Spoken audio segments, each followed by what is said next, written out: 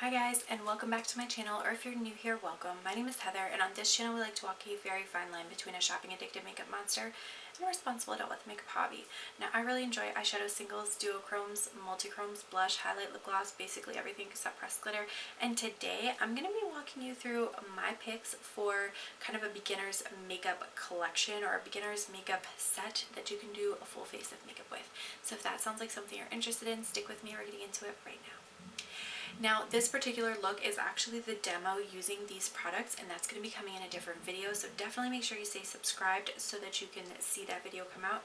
And really, this video is designed for people that are relatively new to makeup, who maybe want to go start, looking for something, but don't necessarily want to buy an entire, bedroom full of makeup in order to decide what they like or what's going to work to do, like a basic everyday kind of work look.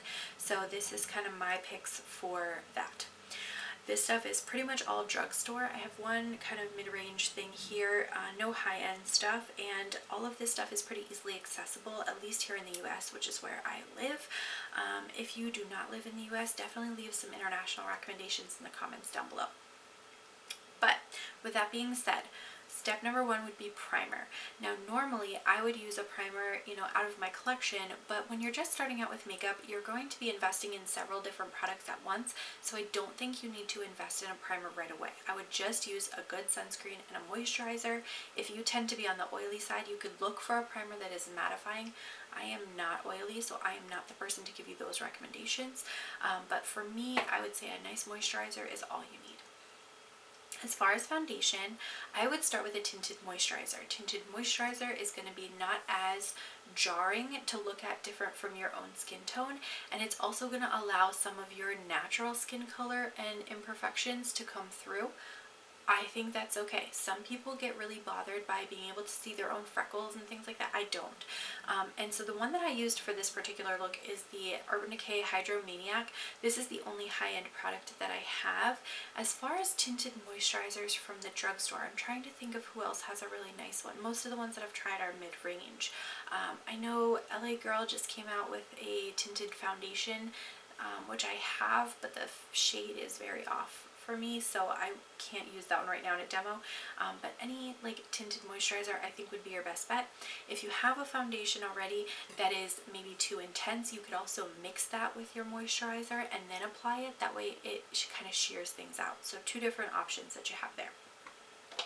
For concealer, again, I am more dry than oily, so I would recommend the e.l.f. Hydrating Camo Concealer. I have used this so much. I think I'm getting astonishingly low. This is where my product is.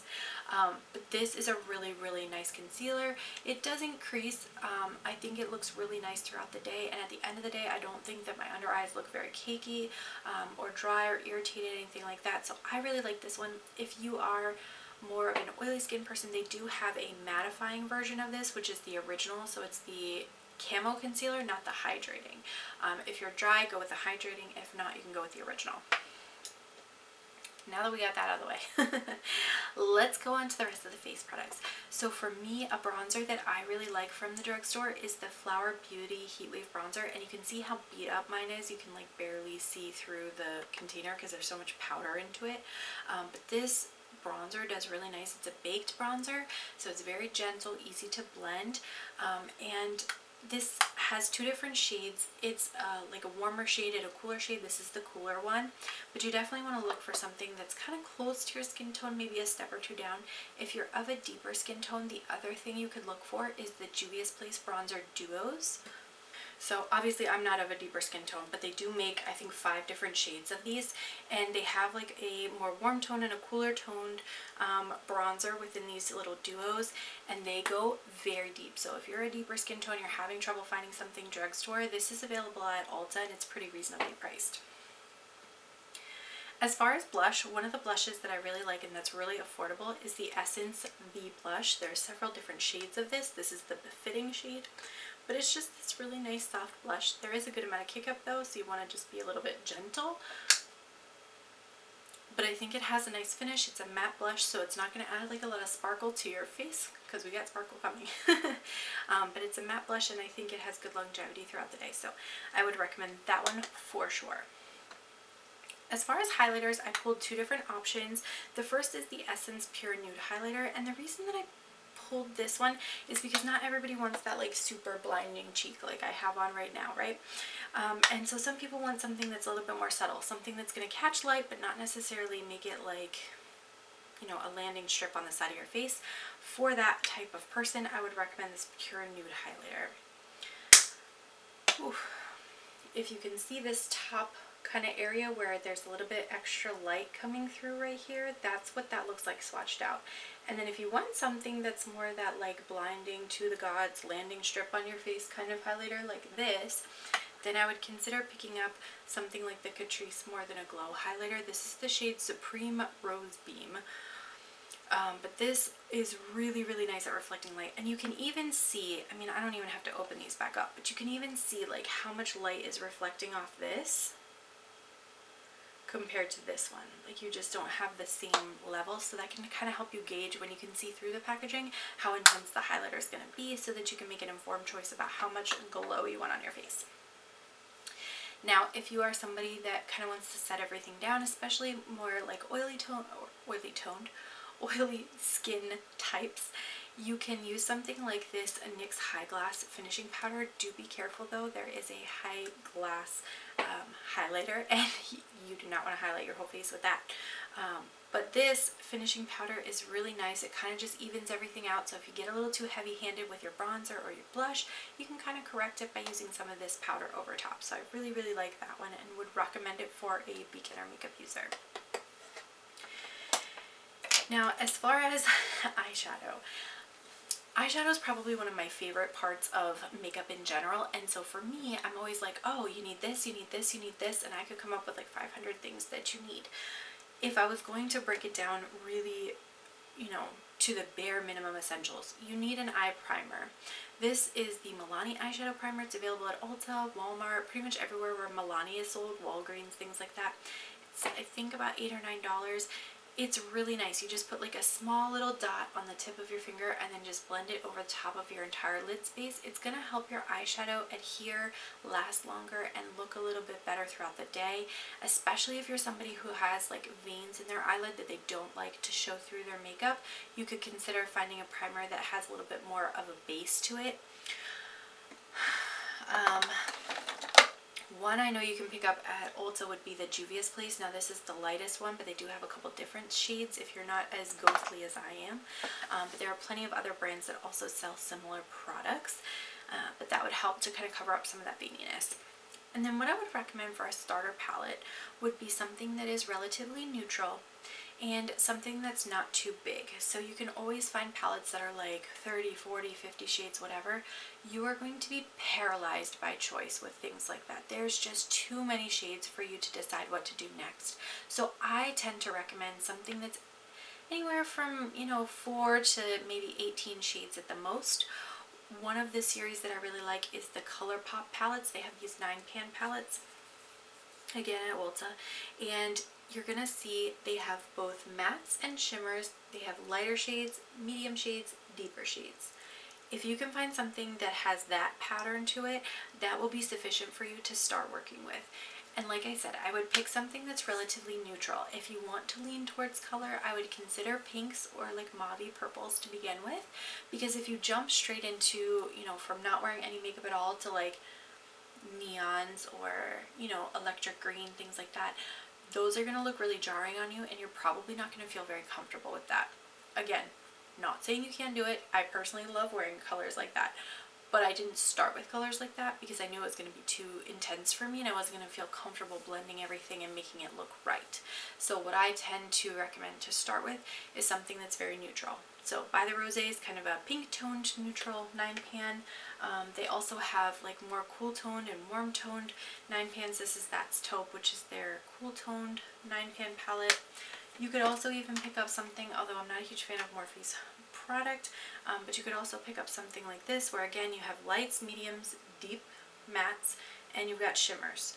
So it gives you some options. I think if you get anywhere above like an 18-pan palette or so, you're probably going to feel a little bit overwhelmed to begin with.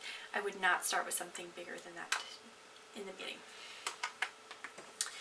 When I go to apply shimmers, I do really like to put a glitter primer on first. And you don't have to do that step, but I do think that it makes the shimmers look a little bit more impactful, and it helps them last throughout the day. I have hooded eyes, as you can clearly see, and as I blink my eyes throughout the day, all of that pigment will get pushed into the crease of my eye if I don't use a glitter primer. So I always use one. I have the NYX one here, but I've used them from other brands as well. They're pretty much all the same, so whichever one is on sale, generic, easily accessible, that would be the one that I would recommend. Then as far as mascara, my favorite combination for mascara is actually these two things. This is the Essence Volume Booster Lash Primer and the Full Slash Effect Mascara, the green tube. When you go down the Essence aisle, you're going to see like 6 or 7 different colors of this mascara. I like the green. Other people get drawn into other shades. It's a personal preference, but I think the wand shape for this one is the easiest for me to use. I think for the most part the wand shape is the difference between those mascaras. I do not know if the formula is any different, but when I've used the other mascaras out of that line, it seems to me that that's the biggest difference, is the shape of the wand. So I really like the shape for this one. If there's another shape that appeals to you more, and you'll see pictures of them when you go, and when you look at those mascaras sitting on the shelf, there's a little picture there to show you what the wand looks like. You can make a decision for yourself. For brows, I don't think beginners necessarily need to do brows, but there's a big emphasis on brows right now. So if you feel like you need to do brows, one of the ones that I would recommend would be the LA Girl Shady Slim Brow Pencil. This one is nice because not only does it have your pencil side, but then it does come with a spoolie, so you don't have to buy a separate spoolie brush.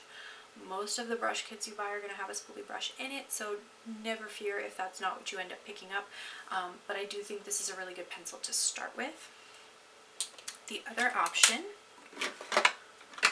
if you feel more comfortable with brow gels and brow powders, would be something like this, where you can physically go in with that spoolie brush and the angled liner brush and actually draw in the brow hairs yourself. But I think that's going to be a little bit more advanced than what you want to do to just start. Ooh, I'm getting tongue-tied. Alright, the last two things to talk about would be a setting spray. This is the Catrice HD Active Performance Setting Spray, which I do think is really nice. Morphe also makes a continuous mist setting spray, which is very pleasant to apply. Whenever you are in Ulta or places like Ulta, they usually have a couple different options in like trial size at checkout, usually for around $10, $15. So you could get something like that to try out. Most of them I think work pretty much the same. So if you have a particular preference, if one is scented and that appeals to you, go for it. And then the last thing I would recommend as a beginner would be a lip product that is going to be moisturizing, and I would recommend something that's close to your skin tone, within a few shades of your skin tone. Most people are going to find it quite jarring to go from not wearing any lip product on a regular basis to like a fire engine red or a black or a blue.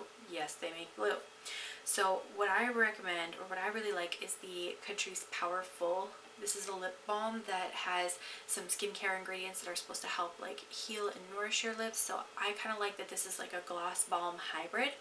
If you don't want to go this route, you could get just a simple gloss, a sheer gloss, something with a little bit of shimmer in it would be fine. You could get a lip oil. Those are going to be really comfortable. None of those types of finishes of lip products are going to wear on your lips for long. So if you eat or drink, if you're talking for a long time, like me because I don't shut up, you're going to have to reapply, but that's okay. You can toss that in your purse, no problem. As far as, you know, matte liquid lipsticks, or they have like cushion lip products, things like that, I would probably shy away from those things. And again, like I said, the really vivid colors, until you have more experience and feel more comfortable with what you're wearing. Other things that I think will be really handy for you if you're able to get one, which I've even seen these at like Dollar Tree and some like really expensive makeup websites, but this is a color switch. It's a product that allows you to take a brush that has pigment on it, you run the brush back and forth across this thing, and then it'll pull the extra pigment off, so then you can go in and use the brush for something else. That's one way to do it. The other way is to use a microfiber towel, and I can get like 10 of these for $1 at Dollar Tree. So you have some budget-friendly options there, just to make it easier for you to multitask with your brushes, because your brushes are going to get dirty really quick. I personally recommend using your brushes 1 to 2 times at the most, and then setting them to the side to be cleaned before you go back and use them again. If you're continuously using the same brushes over and over and over, you're taking bacteria that's growing on that brush and not only putting it on your own face, but then potentially putting it back into the product that's going to sit on your shelf. So in order to care better for your products, I would recommend limiting the amount of times that you use the brushes before you actually physically wash them with soap. As far as eye brushes, there's several different shapes that I would recommend. One would be this kind of tulip shaped dome brush that's going to be really good for blending eyeshadows. It's very loose, very fluffy. I would recommend something like a narrow, like tapered crease brush. So you have this example, and this example. This is one of the Profusion brushes. You can get these at Walmart individually. I think they're all about $4 or $5 a piece, but they are really, really nice brushes, very soft and very easy to keep clean. But something like that is going to allow you to do your crease work to kind of put in some of these deeper shades, and you'll see that application in the demo.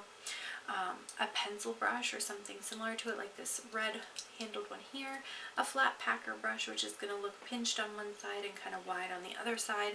And then because I like to use a glitter glue, I would recommend having like a silicone paddle brush to apply that glitter glue with. You can use like a regular, bristle brush, but over time the glitter glue is going to get in between the bristles and kind of mat them all together, and they're a little bit harder to clean. So I prefer to use the silicone brushes because I can just take care of them a little bit easier. Okay, and as far as face brushes, I think you need a pretty minimal collection of face brushes to start.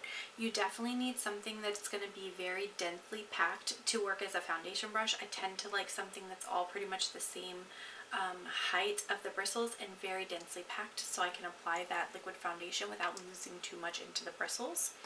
And then for concealer, you're going to need something smaller than that. So sometimes you'll get these kind of like pinched concealer brushes, which is like a small paddle, or you could potentially get one that's fully rounded instead of being pinched. Either one of those would work really well. For blush, I tend to use something that's got kind of this tulip shape to it, so it's got kind of a rounded appearance. And the bristles are a lot looser, so very easy to kind of spread out and be very gentle with the pigment of your blush because you don't want to have it look too clowny too quickly. Similar for the bronzer, although something bigger you're going to want for that. And powder brushes are going to be kind of the same. The biggest powder brushes that you can find are going to be something like this bad boy right here. Now this one's from a mid-range brand, so it's a little bit more expensive, but e.l.f. has something similar for about 10 bucks. And this is going to allow you to apply powder very liberally all over your face. And then for highlight, I tend to prefer like an oversized kind of tulip shaped brush so that I can apply that highlight very efficiently throughout that area on the side of my face. Ultimately, I think if you're going to get a set of brushes, those would be the bare minimum brushes that I would recommend. Everybody develops their own preferences though, so you may find benefit from starting with like a brush kit and then deciding what shapes you like and don't like out of that kit, and then kind of expanding with singles. That's certainly up to you either way. And with that said, I think that is everything for this video. I want to thank you guys so much for watching. Don't forget to like and subscribe before you go, and I'm going to catch you in the video where I show you how to put this all together. See you soon. Bye.